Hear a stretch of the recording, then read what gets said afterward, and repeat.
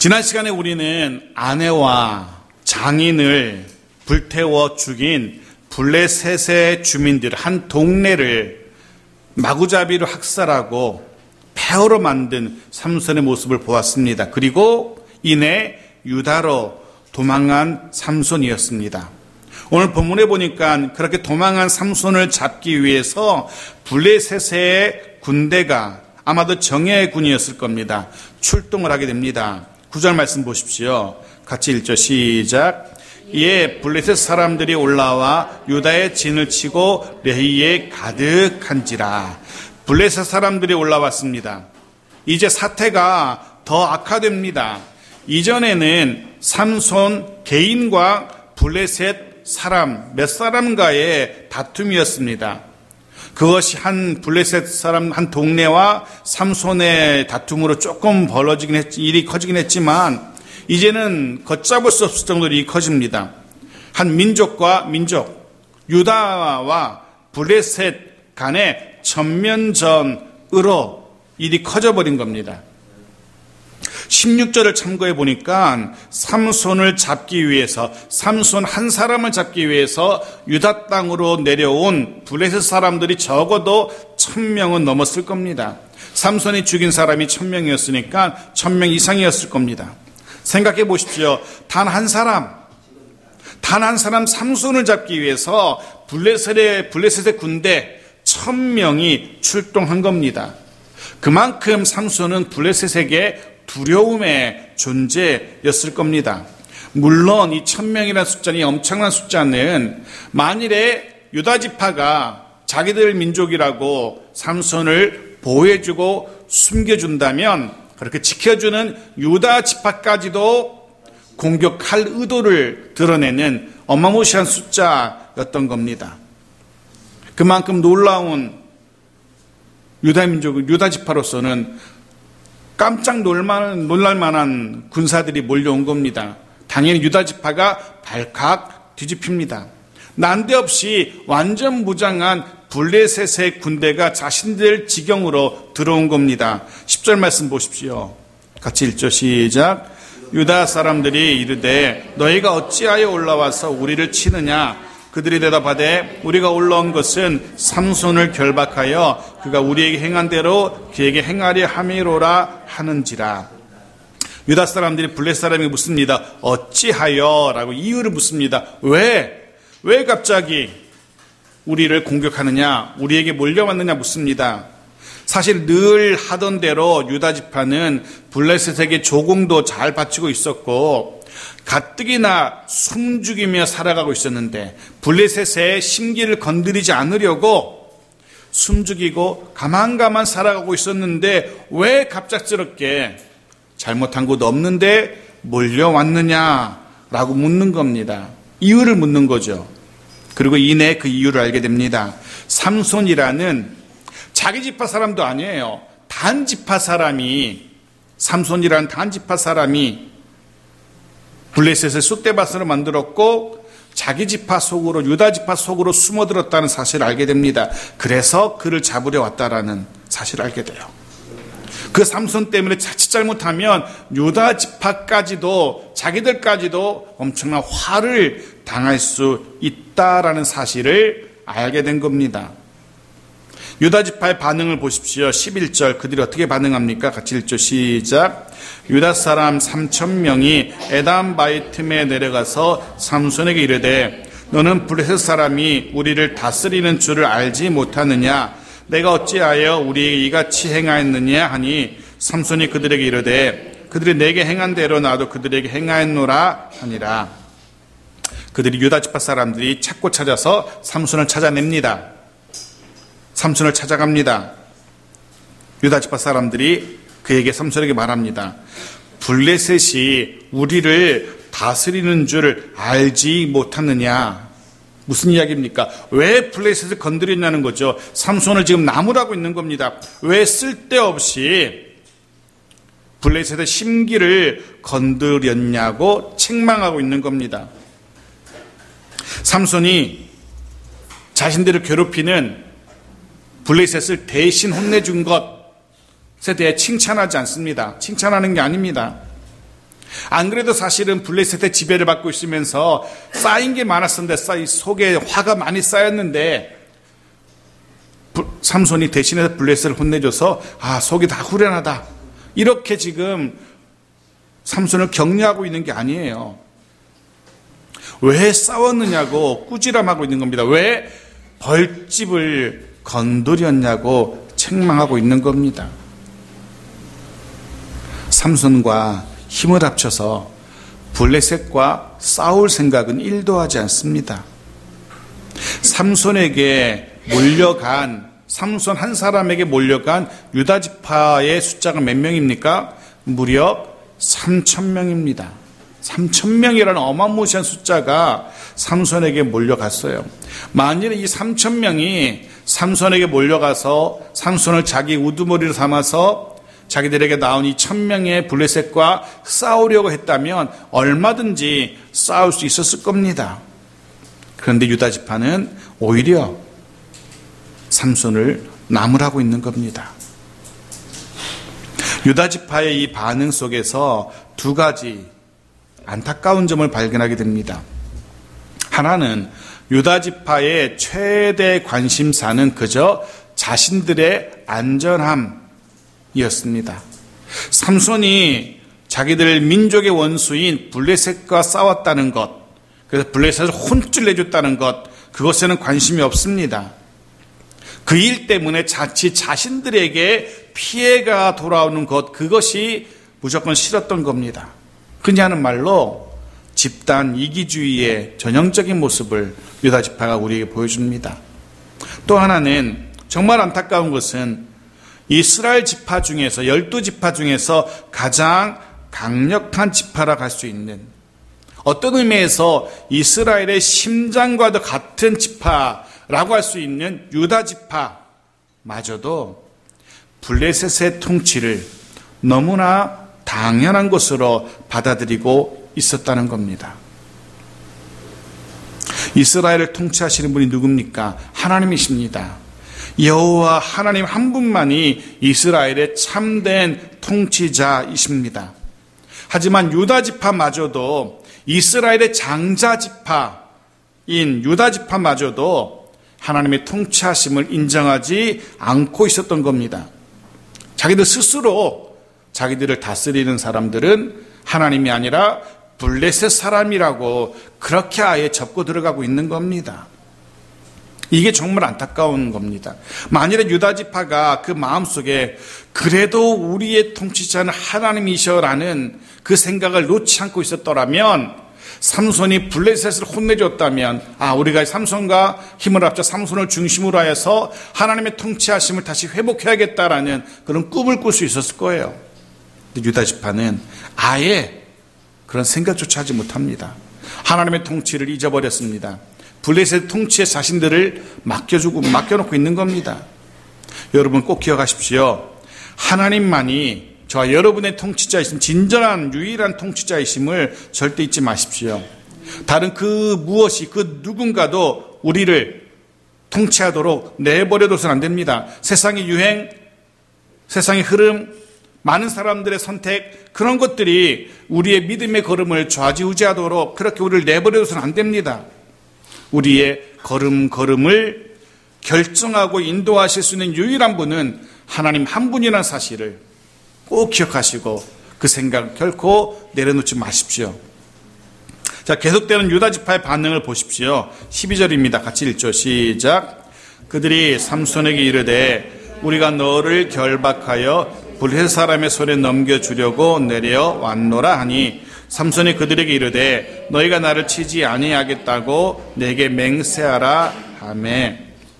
유다 지파 3,000명이 삼손을 찾아온 진짜 이유를 이야기합니다. 삼손을 꽁꽁 묶어서 블레셋에게 넘겨주기 위해서 왔다는 겁니다.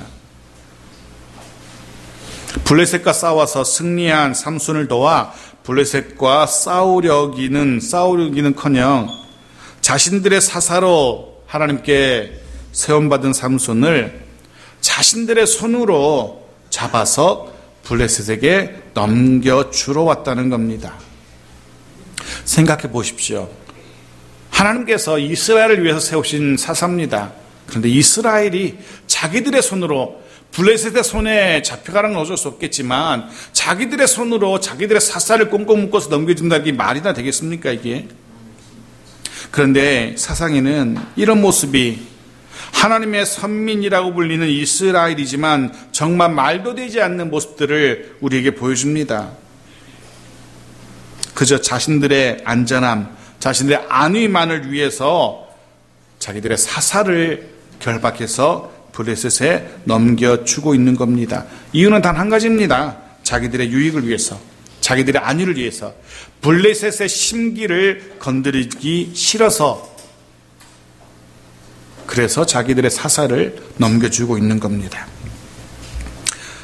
유다 지파의 모습 속에서 우리는 하나님도 필요로 하지 않고 하나님이 세우신 사사도 필요로 하지 않는 유다 지파의 이 안타까운 모습을 보게 되었습니다. 그저 블레셋만 건드리지 않고 블레셋과 평화롭게 살아가면 그의 통치를 받고 문제없이 살아가면 된다라고 생각하는 유다 지파의 모습을 보게 됩니다. 그러면서 우리의 모습을 돌아보게 되죠.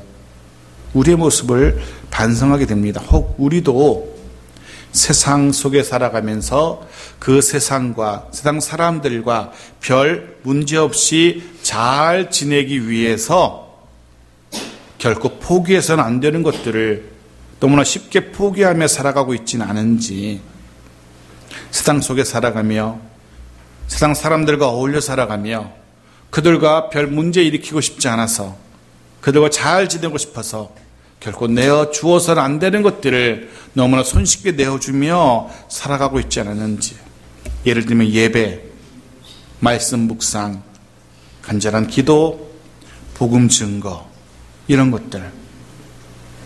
것들을 세상과 잘 지내려고, 잘 지내기 위해서 이런 것들을 포기한 적 없으신지요? 세상 속에서 살아가면서 손해보지 않으려고 이런 것들을, 예배, 말씀 묵상, 기도, 복음 증거, 이런 것들을 내려놓고 포기한 적 없으신지요? 예를 들면 그런 거죠. 우리의 자녀들이 다른 아이들에게 세상 아이들보다 뒤처질까봐 주일임에도 불구하고 이른 아침부터 늦은 저녁까지 이 학원 저 학원으로 순례하게 합니다. 그냥 이야기가 아니라 지금도 일어나고 있는 강남의 흔한 그리스도인의 가정의 이야기입니다. 시험철 중간고사, 기말고사 시간 되어 보십시오. 강남의 학원들이 주일날 꽉 찹니다. 그 가운데 태반은 그리스도인들의 가정의 자녀들일 겁니다. 그런 모습들 포기하지 마십시오. 결코 내어줘서는 안 될 것들 내어줘서는 안 됩니다. 꼭 붙들어야 됩니다. 우리의 믿음의 선배들처럼 피 흘리기까지 싸워서 지켜낸 신앙의 선배들처럼 우리도 우리의 신앙 그거 쉽게 포기해서는 안 됩니다. 유다 지파는 너무나 쉽게 그것들을 포기해버렸습니다. 결국 차마 동족인 유다 지파와 싸울 수 없었던 삼손은 순순히 그들의 손에 꽁꽁 결박되어서 블레셋에게 넘겨집니다. 아마도 삼손이 마음만 먹었더라면 유다 지파 3,000명과 싸워서 얼마든지 자기 목숨 유지할 수 있었을 겁니다. 하지만 동족인 유다 지파를 어찌할 수 없었던 삼손은 순순히 결박되죠. 블레셋에게 넘어갑니다.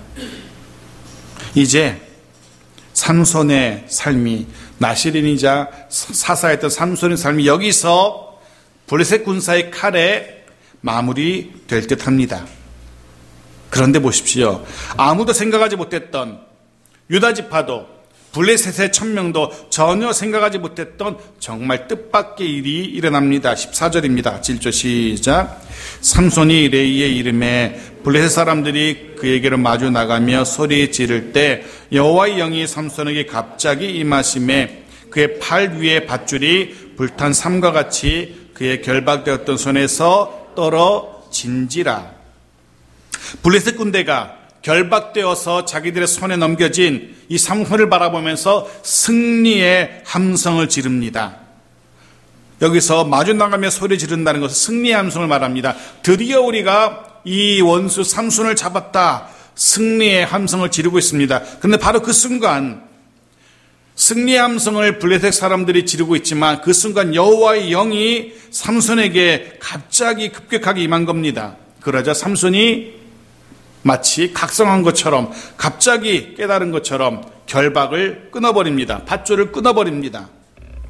우리가 삼손의 이야기를 시작하면서 여호와의 영의 임함을 눈여겨봐야 된다고 말씀드렸습니다. 반드시 여호와의 영의 임함을 주의하면서 삼손의 이야기를 읽어야 된다고 말씀드렸습니다. 여호와의 영과 삼손은 뗄래야 뗄 수 없는 관계라고 말씀드렸습니다. 오늘 본문에도 여호와의 영이 삼손에게 임하신 그 순간을 기록하고 있습니다. 여호와의 영이 임하자마자 어떻게 됩니까? 자신을 묶고 있었던 튼튼한 밧줄을 너무나 가볍게 끊어버립니다. 무엇을 이야기하냐면 삼손의 힘의 근원은 바로 이 여호와의 영의 임함이었다는 사실을 다시 한번 우리에게 보여줍니다. 여호와의 영이 삼손의 힘의 근원이었습니다. 바라기는 그 성령 하나님이 우리를 힘있게 하시기를 기도합니다. 세상 속에서 그리스도인으로 살아가기에 부족함이 없도록 강하고 담대하게 하시기를 간절히 소원합니다. 삼손에게 임하였던 그 여호와의 영 성령이 저와 여러분에게 임하는 놀라운 축복이 있기를 원합니다. 그렇게 여호와의 영이 임한 삼손이 또다시 말 그대로 괴력을 발휘하죠. 15절 보십시오. 같이 읽죠. 시작. 삼손이 나귀의 새 턱뼈를 보고 손을 내밀어 집어들고 그것으로 1000명을 죽이고. 삼손의 눈에 들어갔던 것은 나귀의 턱뼈, 새 턱뼈입니다. 오래되어서 말라서 손에 쥐기만 해도 으스러질 만한 그런 오래된 턱뼈가 아니었고 죽은 지 얼마 되지 않은 그래서 단단한 나귀의 턱뼈였습니다. 그것으로 자신을 둘러싸고 승리 함성을 지르고 있는 이 블레셋의 군사들을 말 그대로 때려 죽이기 시작합니다. 그렇게 때려 죽인 블레셋 사람들이 몇 명이었다고요? 1000명. 16절 보십시오. 같이 읽죠. 시작. 이르되 나귀의 턱뼈로 한 더미 두 더미를 쌓았으며 나귀의 턱뼈로 내가 1000명을 죽였도다 하니라. 삼손이 승리의 노래를 부릅니다. 어쩌면 삼손 자신도 놀랐을 겁니다. 생각해 보십시오. 아니 무슨 칼이나 창이 아니라 고작 짐승의 뼈로 칼과 창으로 무장한 정예군사 1000명을 죽이다니 말도 되지 않는 도무지 믿기 힘든 만화 같은 이야기가 벌어진 겁니다. 근데 그거 아십니까? 하나님이 하시려 하신다면, 하나님이 그렇게 하시려 하신다면 고작 짐승의 뼈일 뿐이지만 1000명도 능히 죽일 수 있습니다. 고작 나귀의 턱뼈지만 하나님의 손에 붙들리게 된다면 블레셋 군사 1000명도 능히 이길 수 있는 겁니다. 사랑하는 성도 여러분, 우리 모두 하나님의 손이 우리를 붙들어 주시기를 기도합니다. 우리의 가정 하나님의 손이 붙들어 주시기를, 우리의 자녀들 하나님의 손이 붙들어 주시기를 우리는 기도해야 합니다. 우리 일터와 교회와 모든 것들을 하나님의 손이 붙들어 주시길 기도해야 합니다. 아무리 내가 고생한다 할지라도 하나님이 함께 하지 아니하신다면, 하나님의 손이 돕지 아니하신다면 이내 지칠 수밖에 없고요, 이내 좌절할 수밖에 없을 겁니다. 하지만 반대로 하나님의 손이 우리를 도우시고 우리와 함께 하시고 우리를 붙드신다면 우리는 능히 그 일을 해내게 될 겁니다. 세상 사람들은 상상도 할 수 없었던, 기대하지도 못했던 놀라운 일들을 이뤄낼 수 있습니다. 세상이 깜짝 놀랄 만한 엄청난 일들을 이뤄낼 수 있습니다. 그럴 수 있기를 바랍니다. 세상 사람들의 부러움의 대상이 되고 하나님의 영광을 드러낼 수 있는 그런 삶을 살아갈 수 있기를 간절히 소원합니다.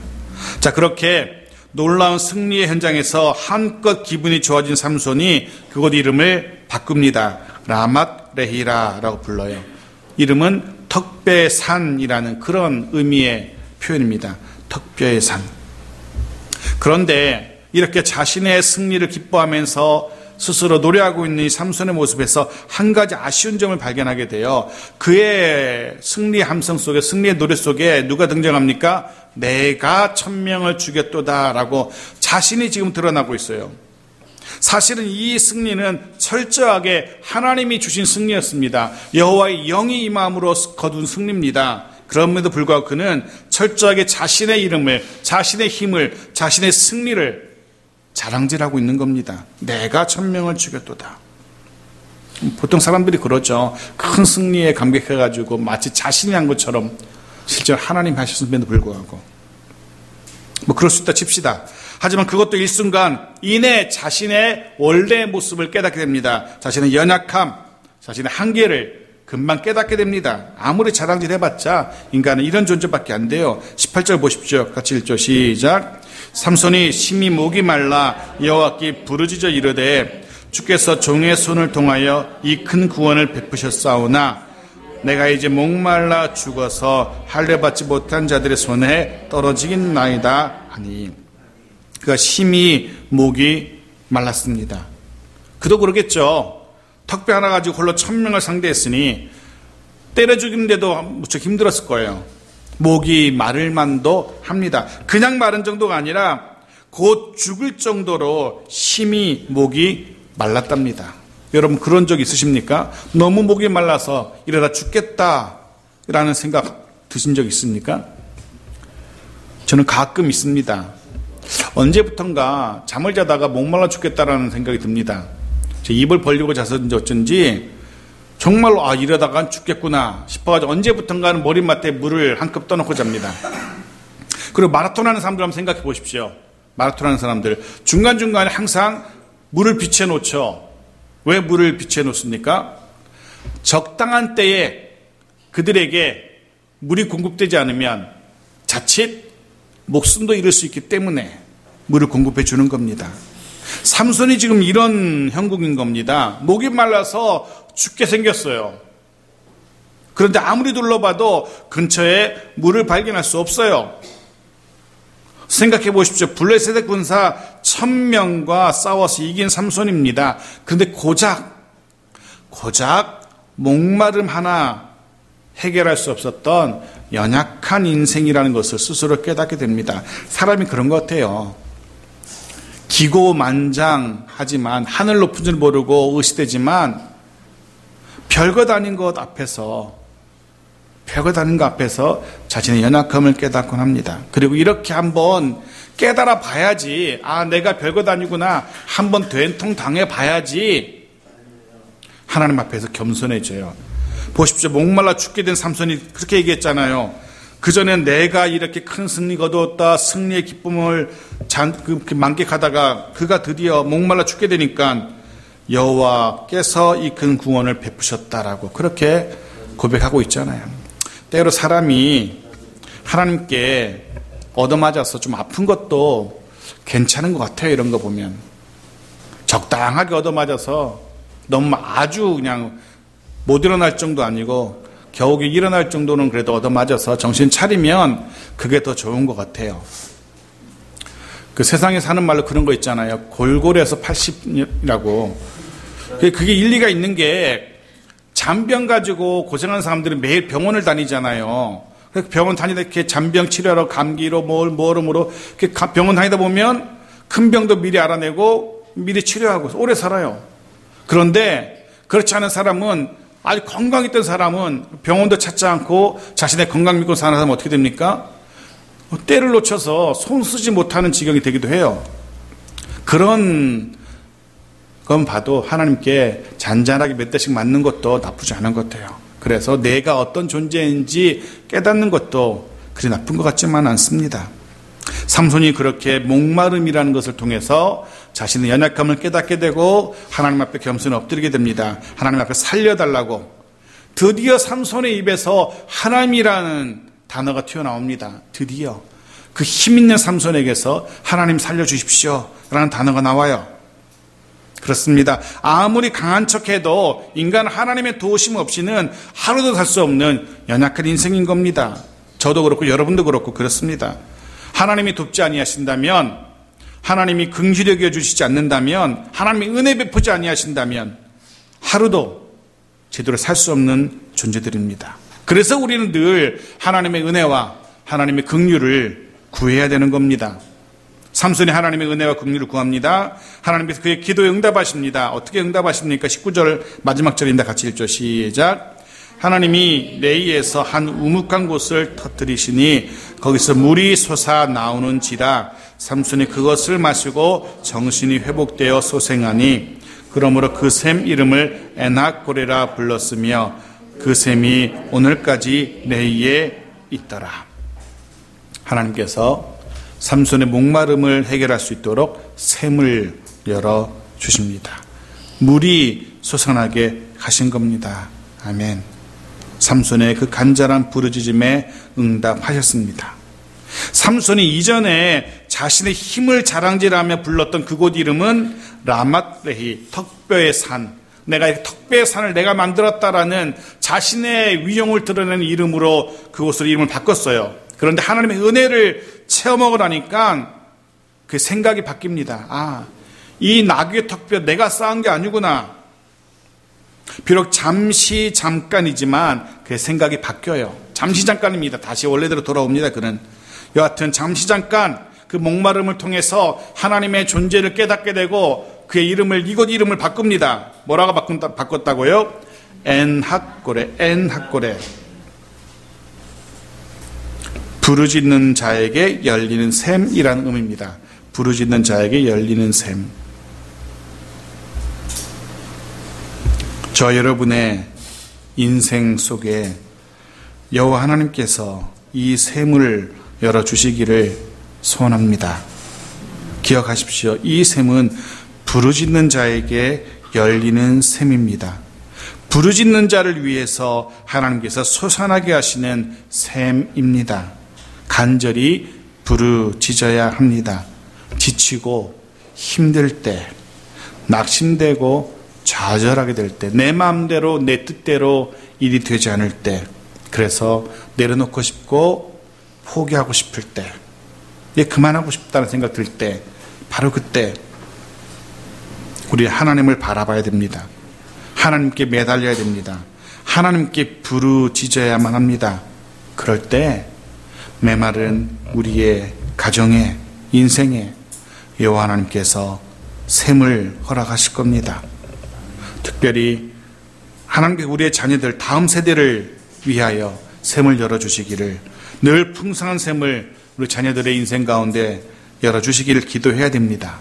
그리고 우리 일터와 우리 교회 공동체를 위하여 하나님께서 이 샘을 열어주시기를 기도하기를 원합니다.